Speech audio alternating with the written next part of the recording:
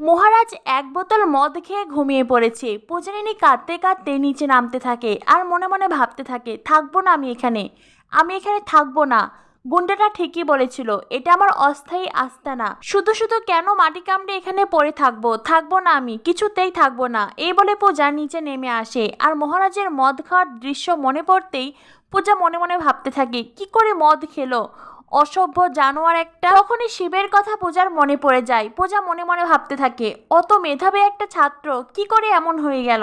আর ট্রফিগুলো তো ফেলে দিল, আবার ফেলে দিয়ে বলল ভ্যাটে ফেলে দিয়ে এসেছিস, ছি এইরকমও মানুষ হয়। তখনই পূজার মনে পড়ে যায় মহারাজ বাবার কোলে মাথা রেখে একদিকে নীরব দৃষ্টিতে তাকিয়েছিল। পূজা তখন বলে, এত কিছুর পরেও কেমন জানি লোকটার চোখ দেখলে মনে হয় ওনার সঙ্গে অনেক অন্যায় করা হয়েছে।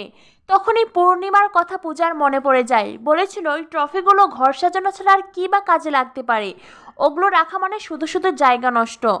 পূজা তখন বলে, মায়েরও ওইরকম ভাবে বলা উচিত হয়। শিব পূজার সাথে বন্ধুত্ব করেছে দেখে পূর্ণিমা পূজাকে অপমান করলো। পূজা তখন বলতে থাকে, মা তো আমাকেও ওই নোংরা ভেবে অপমান করলো, মা এটা একদমই ঠিক করেনি। তখনই পূজার মনে পড়ে যায় ঠাম্মির কথা, এই সংসারে কোনো কিছুই এমনি এমনি পাওয়া যায় না, সব কিছু আদায় করতে হলে লড়াই করতে হবে। ঠাম্মির কথা মনে পড়তেই পূজা বলে, নরম মাটি পেয়ে মিসেস পূর্ণিমা মুখার্জি ইচ্ছে মতন আছড়ে যাচ্ছেন, কিন্তু আমি সেটা আর হতে দেব না। আমি আর মুখ বুঝে কোনো কিছু সহ্য করব না।